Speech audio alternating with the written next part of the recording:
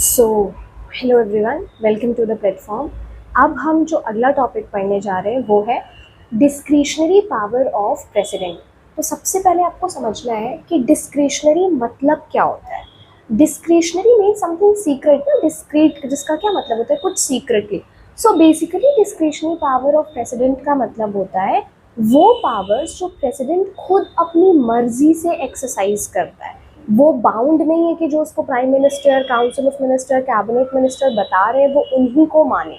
So discretionary power are those power where president take independent decisions on his or her own discretion, own wisdom, own will. अपनी मर्जी से जो decisions लेता है president, उसी को हम डिस्क्रिशनरी पावर ऑफ प्रेसिडेंट कहते हैं। तो अब हमें पढ़ना होगा कि वो कौन सी पावर है जो प्रेसिडेंट खुद से लेता है।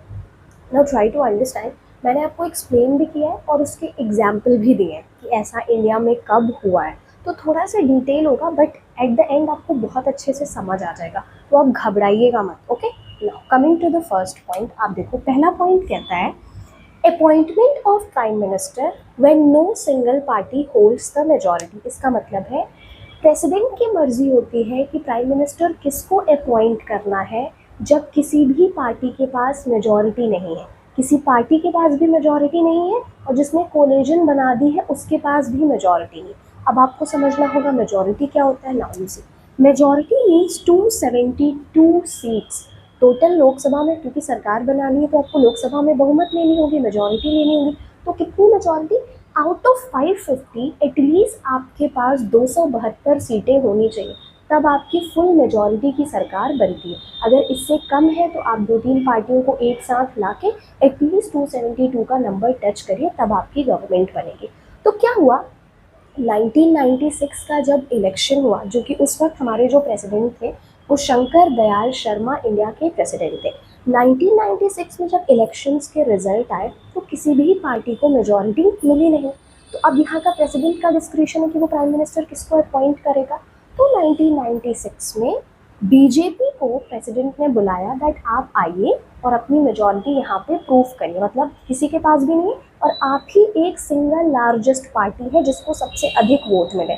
सारे वोटों में से बीजेपी को 161 सीट्स बीजेपी ने जीती थी और प्रोबेबली 140 कांग्रेस ने जीती थी और बाकी छोटी पार्टीज जो थी उन्होंने जीती। तो सबसे बड़ी पार्टी जिसको सबसे ज़्यादा वोट 1996 में मिला था वो कौन सी पार्टी थी? BJP. So from BJP, President called Atal Bihari Vajpayee that you come and prove your majority on the floor of the Lok Sabha, then you are eligible to form the government. हालांकि BJP की government बनी लेकिन सिर्फ 13 दिन के लिए। 13 दिन के बाद अटल बिहारी वाजपेयी की मेजॉरिटी चली गई, उनकी बहुमत चली गई और सरकार वहीं पे गिर गई। सरकार के गिरने के बाद अभी भी प्रेसिडेंट के पास चॉइस है कि नए इलेक्शन कराने हैं या फिर वो बाकी पार्टी को मौका दे सकता है मेजॉरिटी प्रूफ करने के लिए। तो ऑलरेडी जब इलेक्शन हुए तो मेजॉरिटी किसी को नहीं मिली, हमने बीजेपी को बुलाया क्योंकि बीजेपी सबसे लार्जेस्ट पार्टी थी जिसको सबसे ज़्यादा वोट मिले। तो उन्होंने सरकार बनाई बाय द 13 डेज, बाकी पार्टीज़ को मिला के अपना कोलेजन करके 272 का आंकड़ा टच किया और सरकार बनाई। 13 दिन बाद सरकार गिर गई। अब प्राइम मिनिस्टर ने, अब प्रेसिडेंट ने कहा कोई और पार्टी है जो अपनी मेजॉरिटी प्रूफ कर सकती है। जो जनता दल पार्टी थी उन्होंने कहा, एच.डी. देवगौड़ा ने कहा कि हम अपनी मेजॉरिटी प्रूफ कर देंगे। तो एच.डी. देवगौड़ा को प्रेसिडेंट ने बुलाया, उनको as a prime minister appoint किया और इन्होंने अपनी कोलेजन गवर्नमेंट बनाई यूनाइटेड फ्रंट के साथ मिलके। पार्टी थी जनता दल जिसने कोलाइड किया, जिसके साथ हुआ है यूनाइटेड फ्रंट के साथ आके इन्होंने अपनी सरकार बनाई। So overall the crux is when a single party is not holding the majority, it is discretion of the prime minister, it is discretion of the president who will be appointed as the next prime minister. तो president किसी भी party को बुलाता है कि आप आइए अपनी मेजॉरिटी प्रूफ करिए। आपको मेजॉरिटी प्रूफ करनी है, बिना मेजॉरिटी प्रूफ किए आप अपॉइंटमेंट नहीं होता है। Clear? Now second case, appointment of prime minister when there is a sudden case of death. Suppose कोई हमारे इंडिया का प्राइम मिनिस्टर है और अचानक से उनकी डेथ हो जा रही है और पार्टी नेक्स्ट प्राइम मिनिस्टर को सेलेक्ट नहीं कर पा रही है, इलेक्ट नहीं कर पा रही कि अगला कैंडिडेट कौन होगा जिसको प्राइम मिनिस्टर बनाना है। उस केस में प्रेसिडेंट अपना डिस्क्रिशन चूज करता है because the ongoing prime minister has died और असैसिनेटेड और मर्डर्ड और suddenly died. So in that scenario the decision is taken by president. For example 31 अक्टूबर 1984 4 को इंदिरा गांधी का असैसिनेशन हो गया था। असैसिनेशन का मतलब होता है मर्डर हो गया। उसी दिन जो हमारे प्रेसिडेंट थे यानी ज़ैल सिंह, उन्होंने अनाउंस किया जो नेक्स्ट प्राइम मिनिस्टर होंगे इंडिया के वो होंगे राजीव गांधी। तो ये प्रेसिडेंट का डिस्क्रिशन होता है। क्लियर। अब आते हैं नेक्स्ट। थर्ड, कब अपना प्रेसिडेंट डिस्क्रिशन यूज करता है? व्हेन रूलिंग पार्टी की जब मेजॉरिटी चली जाए। मेजॉरिटी चली जाने का मतलब है 550 में से आपके पास 272 सीटें हैं, आपने इतना जीता है, लेकिन ये आंकड़ा कम हो जाए, आपके 2 एमपीज आपकी पार्टी छोड़ के चले जाएं तो कितना हो गया? 270। आपकी मेजॉरिटी गई मतलब सरकार गिर गई। पहला केस, जब रूलिंग पार्टी की मेजॉरिटी चली जाए। दूसरा, जब रूलिंग पार्टी के against no confidence motion pass किया जाए। नो कॉन्फिडेंस मोशन का मतलब होता है the opposition is not having confidence in the ruling government that they are eligible enough to rule, इनके अंदर रूल करने की कोई कैपेसिटी है और वो नो कॉन्फिडेंस मोशन पास कर रहे हैं। आपको समझना ये है कि दोनों सिनेरियोज में सरकार गिर रही है, गवर्नमेंट जो रूलिंग में है वो जा रही है। इस सिनेरियो में जब सरकार गिर जाए या तो उनकी मेजॉरिटी चली जाए रूलिंग पार्टी की, या रूलिंग पार्टी के against no confidence motion pass हो जाए, तब प्रेसिडेंट की चॉइस है या तो वो लोकसभा डिसॉल्व कर दे। सपोज मेजॉरिटी चली गई, नो कॉन्फिडेंस मोशन पास हो गया, तो अब या तो प्रेसिडेंट पूरी लोकसभा भंग करे और नए लोकसभा चुनाव के लिए अनाउंसमेंट कर दे कि नए लोकसभा इलेक्शन होंगे, नई गवर्नमेंट बनेगी, या फिर वो दूसरी पार्टी को कहे कि प्लीज़ आप आइए और अपनी मेजॉरिटी फ्लोर पे प्रूफ करिए। अगर आप अपनी मेजॉरिटी प्रूफ कर लेंगे तो सरकार आपकी बनेगी। तो सरकार गिरने पे या सरकार के नो कॉन्फिडेंस मोशन पास होने पे ये प्रेसिडेंट का डिस्क्रिशन है कि पूरी लोकसभा को भंग करना है या नए इलेक्शन को कंडक्ट कराना है, या फिर आप किसी और पार्टी को चांस दीजिए that you come on the floor and prove your majority. Clear.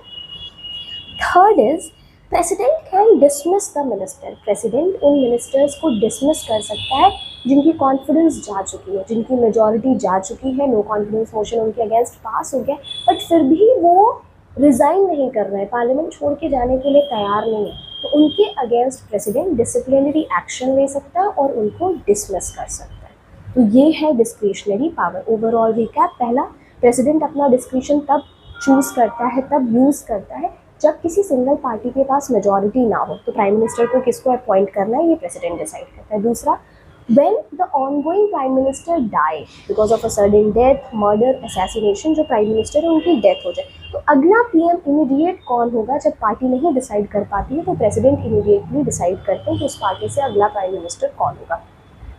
Third, जब रूलिंग पार्टी के अगेंस्ट या तो उनकी मेजॉरिटी चली गई हो या उनके against no confidence motion pass हो गया हो, उस सिनेरियो में ये प्रेसिडेंट का डिस्क्रिशन है कि आप लोकसभा को डिसॉल्व करके नई लोकसभा बनाना चाहते हैं या फिर आप दूसरी पार्टी को मौका देंगे कि आइए और अपनी मेजॉरिटी प्रूफ करके गवर्नमेंट बनाइए।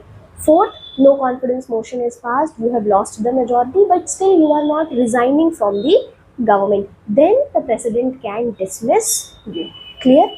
ये थे प्रेसिडेंट के डिस्क्रिशनरी पावर। अगर आपको ये डेट और नाम नहीं याद हो रहे हैं तो ये कोई बहुत विपत्ति का सवाल नहीं है, ये आपकी समझ के लिए, नॉलेज के लिए दिया गया है, डेप्थ अंडरस्टैंडिंग के लिए दिया गया है। मेन बस ये पॉइंट्स हैं जो मैंने लिखे हैं, मेन यही है। अगर ये भी आपको याद हो जा रहा है तो इतना पर्याप्त है। ठीक है, ओके।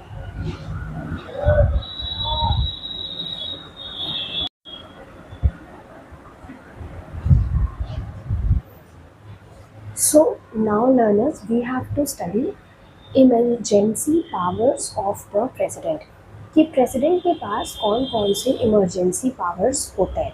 बेसिकली ये डिस्क्रिशनरी नहीं होते, प्रेसिडेंट अपनी मर्जी से कहीं इमरजेंसी नहीं लगाता है, वो प्राइम मिनिस्टर और कैबिनेट मिनिस्टर्स की एडवाइस पर ही इमरजेंसी लगाता है।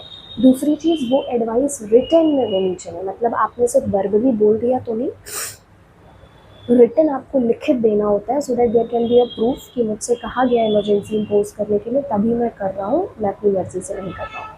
अब आप आइए, थोड़ा सा बहुत इजी है क्योंकि आपके पास ये फ्लो चार्ट है, आप इसे कभी नहीं भूलेंगे, मैं आपको गारंटी दे रही हूँ। ठीक है, तो आपको 3 चीज़ें आपके एग्जाम में आती हैं।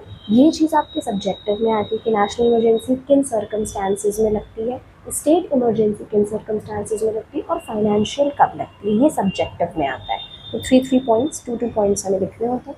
दूसरा आता है टेन्योर, ये इमरजेंसी कितने टाइम के लिए लगती है, ये ऑब्जेक्टिव में आता है।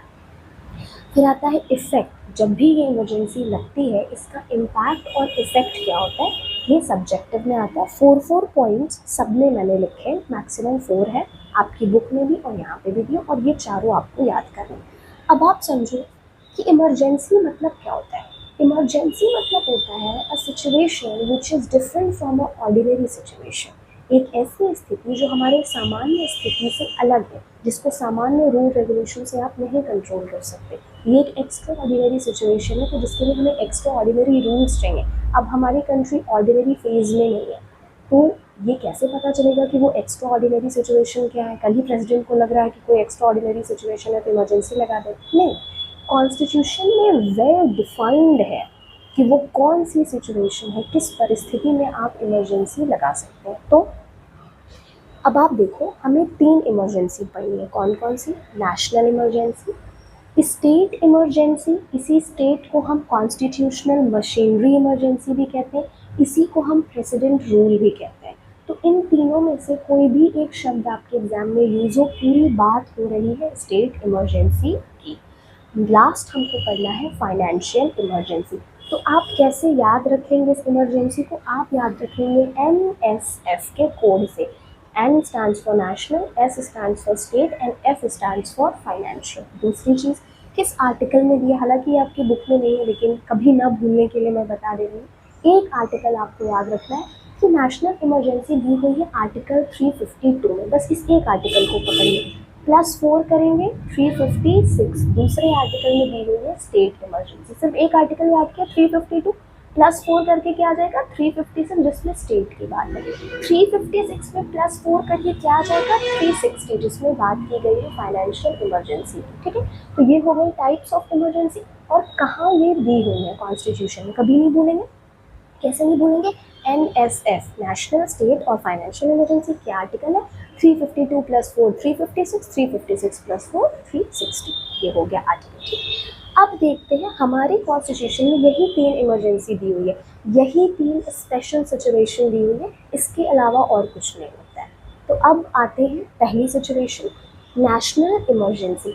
नेशनल इमरजेंसी कब इम्प्लीमेंट की जा सकती है? कॉन्स्टिट्यूशन में वेल डिफाइंड है कब। नेशनल इमरजेंसी का मतलब होता है it will be implemented through out the country, पूरे देश पे लागू होगा, कश्मीर से कन्याकुमारी, गुजरात से लेकर अरुणाचल प्रदेश, सारी यूनियन टेरिटरी इंक्लूडेड। तो ये नेशनल इमरजेंसी कब कब इम्प्लीमेंट हो सकती है? 3 सिनेरियोज। फर्स्ट, फॉरेन एग्रेशन, जैसा नाम वैसा काम। फॉरेन मीन्स किसी बाहर के देश ने एग्रेशन कर दिया, हमारे ऊपर एग्रेसिव हो गया, हमारे ऊपर अटैक कर दिया। So when ever there is a foreign attack, और वो अटैक बहुत सेवियर है, ऐसा है कि हमें डील करने के लिए एक अलग तरह की मशीनरी चाहिए। जैसे अभी पाकिस्तान ने भी हमारे ऊपर अटैक किया था, लेकिन ऐसी सिचुएशन नहीं थी कि इमरजेंसी लगाई जाए, क्योंकि हमारी आर्मी इतनी केपेबल थी कि हम उससे डील कर लें। बट कभी ऐसा अटैक हो जा रहा है कि हमें एकदम अनएक्सपेक्टेड था, हमें पता ही नहीं था ये अटैक होगा, in that scenario it can be. Second, when there is insurgency. देखिए, इंसर्जेंसी का मतलब होता है group of people who always target the government, who kill the government people, in return they want something from the government। Insurgency जैसे माओवाद होता है, नक्सलिज्म जो होता है, नक्सलवादी लोग क्या करते हैं? सरकार के अधिकारियों को मारते हैं, सरकार के मंत्री को मारते हैं। क्यों मारते हैं? कि हम जो चाहते हैं आप वो काम नहीं कर रहे हैं। तो एक ऐसी सिचुएशन है जहाँ इंसर्जेंसी बहुत मेगा लेवल पे बढ़ गई, इतने ज़्यादा नक्सलीज हो गए, इतने ज़्यादा इंसर्जेंट्स हो गए कि आधी आधी गवर्नमेंट को ये खा जा रहे हैं, आधे आधे एम्प्लॉयज़ को ये मार दे रहे हैं, गवर्नमेंट एम्प्लॉयज़ को मार दे रहे हैं। इस सिचुएशन में भी नेशनल इमरजेंसी, हालांकि आप देखोगे ना हमेशा ये न्यूज़ में रहता है कि ये वाले आदमी नक्सल भीलवाड़ा में पोस्टेड थे उनको मार दिया गया, दंतेवाड़ा में थे उनको मार दिया गया। ये थोड़े नक्सली इलाके हैं, वहाँ पे ऐसी न्यूज़ आती रहती है जहाँ इन इंसर्जेंट और गवर्नमेंट के बीच में हमेशा क्लैश हुआ रहता है, क्योंकि जो ये चाहते हैं वो गवर्नमेंट इनको दे नहीं रही होती, इनका ऐसा मानना होता है। So they always keep on attacking. तो कभी ऐसा मास लेवल पे इंसर्जेंसी हो गई in that. And third is the civil war. Civil war means when there is war inside the country, देश के अंदर ही एक युद्ध हो गया जहाँ देश के वासी ही आपस में लड़ रहे हैं। Citizens of the country are fighting among themselves on such a great level. It is not very small. On such a mega level that we need to control it by imposing national emergency. Clear? So foreign aggression, बिल्कुल foreign country ने attack किया हो, या insurgency आ गई, बहुत ज़्यादा insurgents attack कर रहे हैं, थर्ड सिविल वॉर हो गया, कंट्री के अंदर ही वॉर हो गया, तो हम क्या इम्पोज करते हैं, national emergency. Clear. National emergency का टेन्योर क्या है, ये 6 महीने के लिए इम्प्लीमेंट होती है। जब इसको प्रेसिडेंट इम्प्लीमेंट करता है प्राइम मिनिस्टर और काउंसिल ऑफ मिनिस्टर की सजेशन पे, तो पहले इसका ड्यूरेशन होता है 6 मंथ, ठीक है। अब सपोज 6 मंथ बीत गए, आपको इसे फिर मतलब आप चाह रहे हैं 6 महीने और बढ़ा दिया जाए, 1 साल और बढ़ा दिया जाए, तो आप क्या करेंगे, पार्लियामेंट में इसको फिर से प्रपोज करेंगे, यहाँ ये पास होगा, फिर इसको एक्सटेंशन मिल जाएगा 6 मंथ का। ये इस तरह आप इसको एक्सटेंड कर सकते हैं, बट मिनिमम टेन्योर कितना होता है, 6 मंथ। अब आते हैं next, suppose national emergency country में इम्प्लीमेंट हो गई, तो इसके क्या क्या इम्पैक्ट हो सकते हैं, इसका क्या असर पड़ेगा, क्या परिणाम हो सकता है, क्या इफेक्ट हो सकते हैं। कोई भी शब्द वो आपके एग्जाम में यूज़ करें, आपको डरना नहीं है, समझने में रहेगा, आप सब लिख लेंगे। तो दीज आर द इम्पैक्ट। क्या इम्पैक्ट है, सबसे पहला, फंडामेंटल राइट्स आर सस्पेंडेड। हमारे पास टोटल 6 फंडामेंटल राइट्स हैं, equality, right to equality, right to freedom, right against exploitation, right to religion, cultural and minority right and right to constitutional remedy. सारे fundamental right हमारे suspend हो जाते हैं सिर्फ 2 article को छोड़ के, आर्टिकल 20 एंड आर्टिकल 21, जिसमें से आर्टिकल 20 है राइट टू लाइफ का, कि आपकी वो ज़िंदगी को कोई ख़त्म नहीं कर सकता। सारे फंडामेंटल राइट हैं, आप कहीं घूम नहीं सकते, कुछ प्रैक्टिस नहीं कर सकते, कहीं असेंबल नहीं कर सकते, धरना नहीं दे सकते, स्ट्राइक नहीं कर सकते, सब कुछ बंद है। बट आर्टिकल 21 कभी भी रिस्ट्रिक्ट नहीं किया जाता, क्योंकि जीने का अधिकार सबको। So first is all fundamental rights are suspended except article 20 and 21।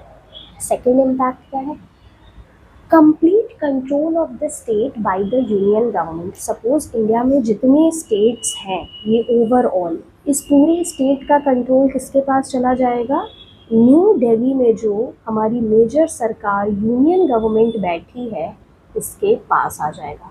नहीं, क्योंकि नेशनल इमरजेंसी, स्टेट को अगर पावर देंगे तो वो अपनी मनमानी करेंगे, वो अपनी मनमानी करेंगे तो ये जो स्पेशल सिचुएशन है हम उससे डील नहीं कर पाएंगे, तो बिल्कुल नहीं।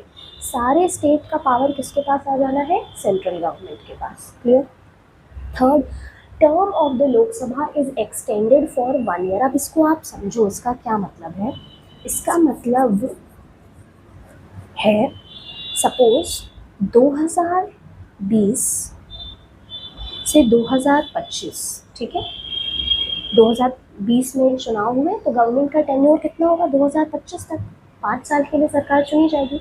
अब आप मान लो 2018 में, भगवान न करे, कर ही देता है पाकिस्तान हमेशा, पाकिस्तान ने इंडिया के ऊपर वॉर कर दिया और हम इस वॉर के लिए प्रिपेयर नहीं थे, बहुत एक्स्ट्राऑर्डिनरी सिचुएशन आ गई। उस टाइम प्रेसिडेंट ने इम्पोज कर दी क्या, नेशनल इमरजेंसी। तो ये इमरजेंसी चली 2018 से 2019, ठीक है, 1 साल तक ये इमरजेंसी चली। तो ये जो 1 साल का ड्यूरेशन है, ये गवर्नमेंट के ड्यूरेशन में नहीं इंक्लूड होगा। आपका टेन्योर कितना था, 5 साल का, 5 साल में 1 साल हमारे यहाँ इमरजेंसी लगी, नेशनल इमरजेंसी, तो इस 1 साल को हम क्या करेंगे, +1 इस गवर्नमेंट के टेन्योर में बढ़ा देंगे। लोकसभा का टर्म क्या हो जाएगा, बढ़ जाएगा। लोकसभा में होता कौन है, जिसकी सरकार है, सरकार किसकी है, जिसकी majority. So the government tenure will increase by 1 year. अब आपको समझ आया कि जिस साल हम इमरजेंसी लगाएंगे उस साल को गवर्नमेंट के टेन्योर में नहीं जोड़ा जाएगा, एक अलग से 1 साल उनकी गवर्नमेंट के लिए ऐड किया जाएगा, क्योंकि इमरजेंसी टेन्योर को हम गवर्नमेंट टेन्योर में नहीं मानते, क्योंकि वो एक एक्स्ट्राऑर्डिनरी सिचुएशन है। क्लियर।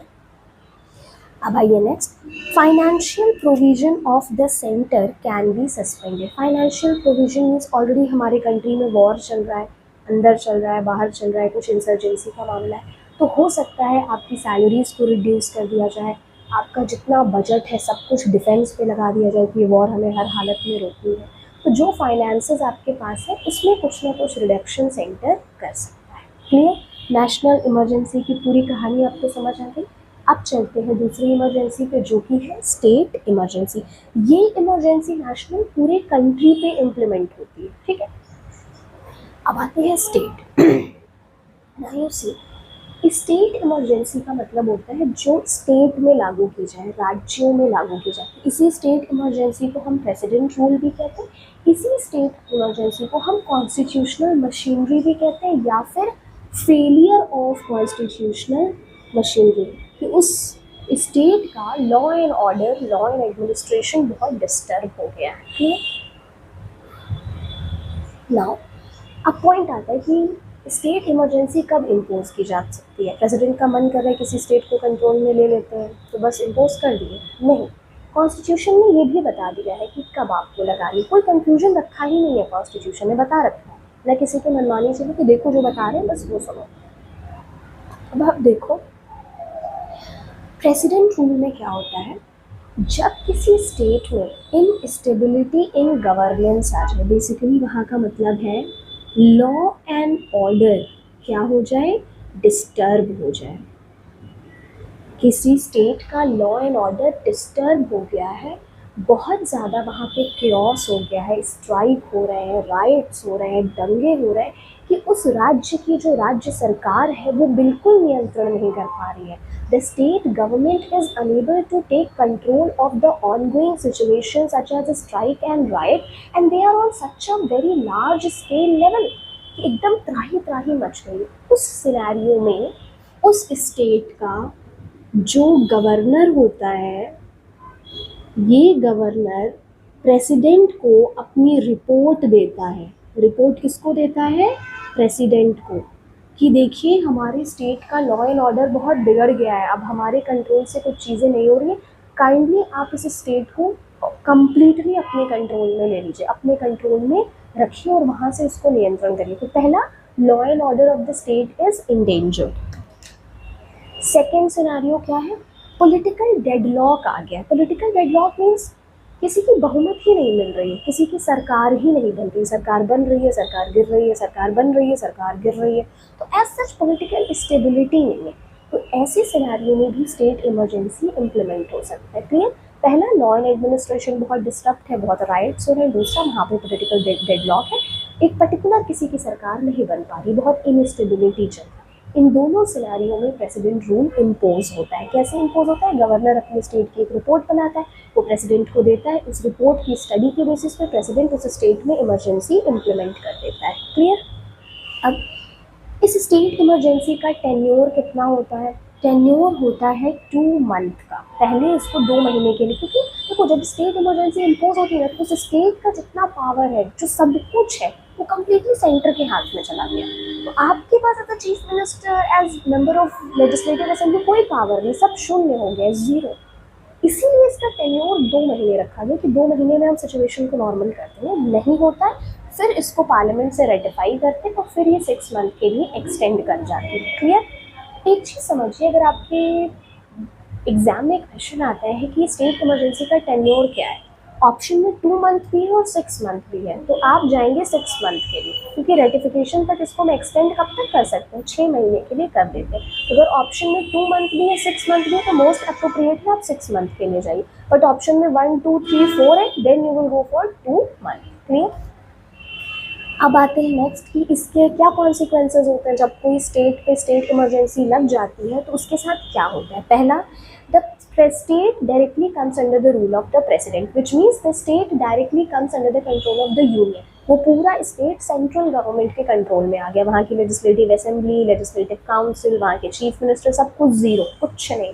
सेंटर ऑर्डर दे रहा है, सेंटर की सारी फोर्सेस वहाँ पे अब आ जाएंगी पूरे वहाँ के लॉ एंड ऑर्डर को मेंटेन करने के लिए। Second, President may allow expense from consolidated fund of India, ये F होगा।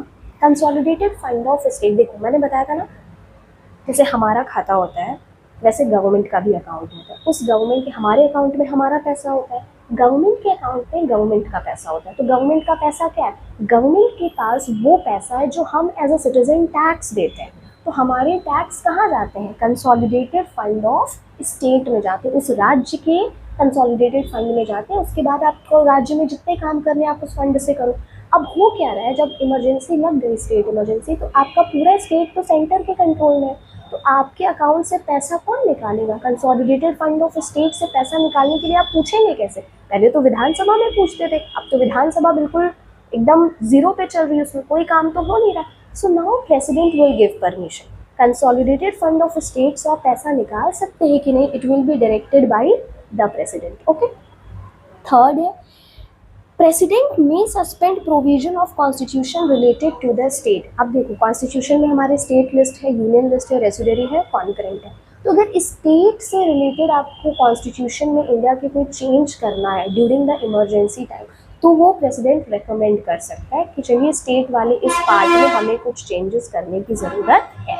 मतलब कुछ आपका नहीं छोड़ा, आपका फाइनेंस सेंटर के पास गया, आपके कॉन्स्टिट्यूशन का चेंजेस सेंटर के पास गया, आपकी टेरिटरी में सेंटर की फोर्सेस आ चुकी हैं, तो complete control of the central government.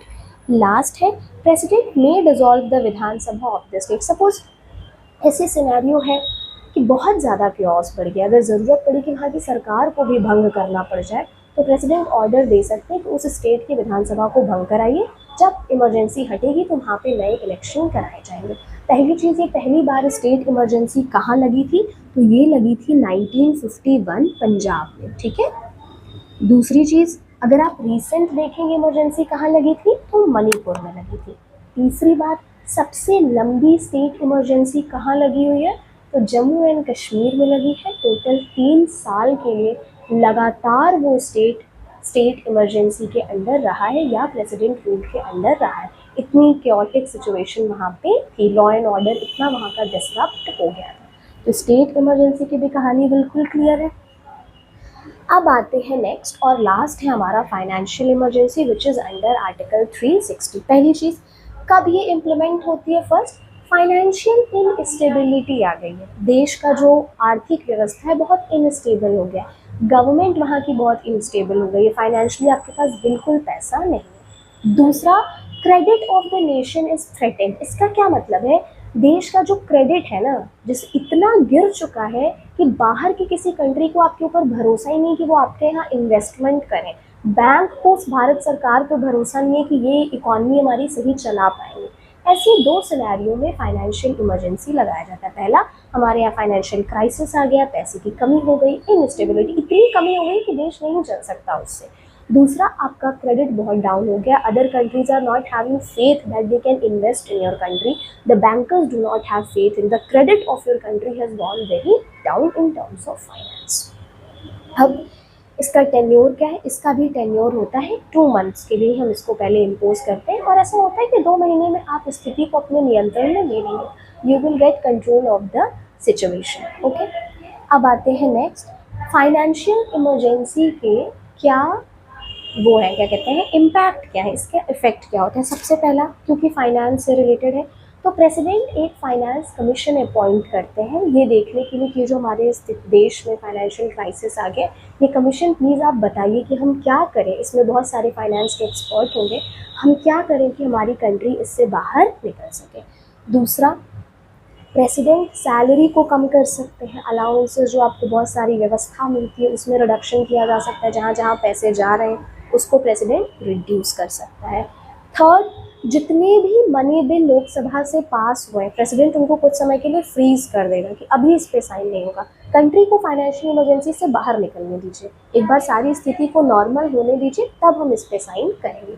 Same happen, financial emergency जब कंट्री में लागू होने मतलब पूरे देश में लागू हो गई है, तो वो स्टेट के भी मनी बिल्स को ये ऑर्डर दे सकते हैं कि अभी आप इसको पॉज करिए, फ्रीज करिए, रिप्रेस करिए, अभी नहीं पास करना, क्योंकि एक बार पास हो जाएगा तो काम होना शुरू हो जाएगा और पैसा ऑलरेडी नहीं है। इसलिए मनी बिल के सारे काम, चाहे वो सेंटर के हो चाहे वो स्टेट हो, उसको वहीं पे रोक दिया जाता है। Once we will come out of this situation we will deal it. Clear? ये है पूरी इमरजेंसी। मुझे पूरी उम्मीद है ये आपको बहुत अच्छे से समझ आई होगी। बस इस चार्ट को देखिए। अब 2 चीज़ें ध्यान रखिए, मैंने ना सब कुछ चार्ट में लिखा, ये वाली चीज़ें तो सेंटेंस में, यहाँ मैंने लिख दिया फॉरेन एग्रेशन, इंसर्जेंसी और सरेंडर। अब आपके एग्जाम में क्वेश्चन आ गया, under which circumstances national emergency is imposed in the country. अब आप सिर्फ ये 3 ऐसे ही नहीं लिखेंगे, when there is foreign aggression in the country, when there is insurgency in the country, when there is situation of civil war in the country। मुख्य कहानी का मुख्य पार्ट आपको पता है, इसको सेंटेंस में थोड़ा सजा के आप लिखेंगे, क्योंकि ये थ्योरेटिकल सब्जेक्ट है, पॉइंट्स के मार्क्स आपको सिर्फ वर्डिंग के मार्क्स नहीं मिले, ऑल्दो ये मेन वर्ड्स है, but try to put it in a proper sentence. Clear? बस इसको आप पढ़ लीजिए और याद कर लीजिए, और अभी मैं कल तक प्रॉबेबली इसकी पूरी कंप्लीट नोट्स पूरे प्रेसिडेंट चैप्टर की आपको इन अ PDF फॉर्म कम्युनिटी पोस्ट में प्रोवाइड कर दूँगी। तो लेक्चर से समझिए, सुनिए और नोट से पढ़ के सब कुछ फीड कर लीजिए यहाँ पे, जिससे आप कभी उसको ना भूलें। क्लियर?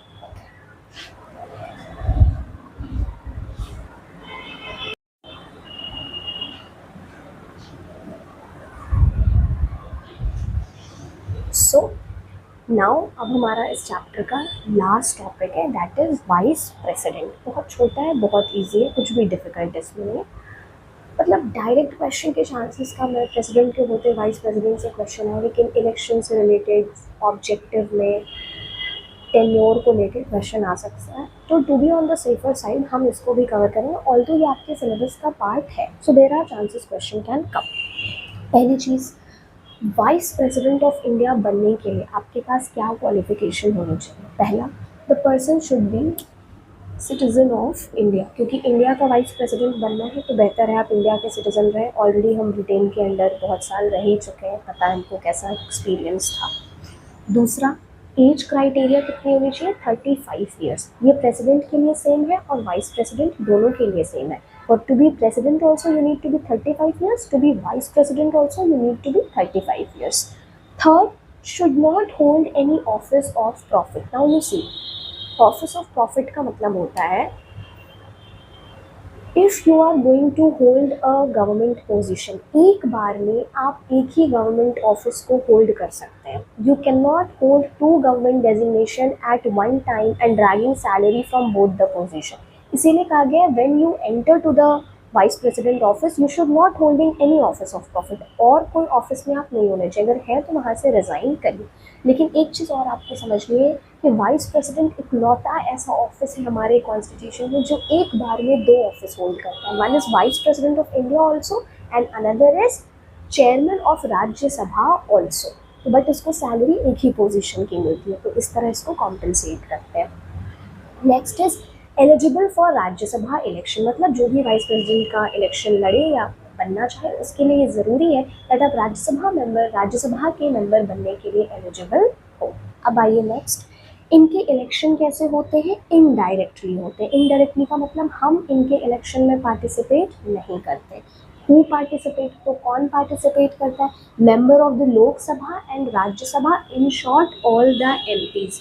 पार्लियामेंट में जितने एमपीज बैठे हैं सब पार्टिसिपेट करते हैं, elected, nominated, directly elected, indirectly elected, सब। वो बस इलेक्टेड होने चाहिए और नॉमिनेटेड। इसका मतलब है ये 550 लोकसभा के और ये जो 250 है राज्यसभा के, ये टोटल मिल के वाइस प्रेसिडेंट ऑफ इंडिया का इलेक्शन लड़ते हैं। क्लियर? मतलब उनको चुनते हैं, लड़ते नहीं हैं। इनका टेन्योर कितना है? 5 ईयर्स तक जो भी इलेक्ट होगा the person will be till 5 years. Next, removal कैसे कर सकते हैं? That same, if you have violated the constitution you can be removed by the procedure of impeachment. Same, Lok Sabha में आपके चार्जेस जाएंगे, वहाँ डिस्कशन होगा, 2/3 मेजॉरिटी से वो पास होगा, फिर वो राज्यसभा में जाएगा, वहाँ डिस्कशन होगा, वहाँ 2/3 मेजॉरिटी से पास होगा and finally you will be impeached. Impeachment का कोई स्पेसिफाइड हाउस नहीं है कि ये इसी हाउस में इंट्रोड्यूस होगा। क्लियर? एंड लास्ट, आप अपना रेजिग्नेशन किसको देते हैं? वाइस प्रेसिडेंट अपना रेजिग्नेशन प्रेसिडेंट को देता है और प्रेसिडेंट अपना रेजिग्नेशन वाइस प्रेसिडेंट को देता है। मैं बार बार आपको कंपैरेटिव इसलिए बता रही हूँ ताकि आप भूलें नहीं, कंफ्यूज ना हो, क्लियरिटी रहेगी। ठीक है? इनके फंक्शंस क्या होते हैं? Vice president is the x officio chairman. बाकी जगह तो आप चेयरमैन पढ़ते हैं, ये एक्स ऑफिशियो चेयरमैन क्या होता है? X officio chairman means holding a office on virtue of other office. Rajya Sabha का चेयरमैन कौन होगा? जो इंडिया का वाइस प्रेसिडेंट है, ऑलरेडी ये लिखा हुआ। So before being chairman of Rajya Sabha you are already vice president of India. इसी को कहते हैं ex officio chairman. Second, Rajya Sabha में जितनी भी डिबेट होंगी, जितनी भी प्रोसीडिंग्स होंगी, जितने बिल को प्रेजेंट किया जाएगा, सबको लीड करने वाला कौन होगा? वो वाइस प्रेसिडेंट ही होगा, जो एक्स ऑफिशियल चेयरमैन है राज्यसभा का। राज्यसभा को एडजॉर्न करना हुआ, सस्पेंड करना हुआ, किसी मीटिंग को कॉल करना हुआ, then this also will be done by the chairman of Rajya Sabha, that is vice president. And last, vice president कुछ सिचुएशन में इंडिया के प्रेसिडेंट की तरह भी काम करता है, सिर्फ कुछ सिचुएशन में। पहला, या तो जो प्रेसिडेंट है उनकी डेथ हो जाए, जो प्रेसिडेंट है उनको रिमूव कर दिया जाए, इम्पीचमेंट हो गया, या जो प्रेसिडेंट है उन्होंने अपना रेजिग्नेशन दे दिया हो, तो वो उस सिनेरियो में, इन सारी सिनेरियो में क्या हो जाएगा? वाइस प्रेसिडेंट प्रेसिडेंट बन जाएगा। कब तक के लिए प्रेसिडेंट बन जाएगा? जब तक नए प्रेसिडेंट का इलेक्शन हो नहीं जाता। क्लियर हो गई बात? तो बस ये छोटी सी कहानी थी वाइस प्रेसिडेंट की। इसी फ्लो चार्ट में पढ़िए, एकदम दिमाग में बैठाइए और एग्जाम में एज इट इज़ लिख के जाइए। बाई टुमारो आपको कम्युनिटी पोस्ट में इस चैप्टर की PDF मिल जाएगी by sure. Okay, thank you.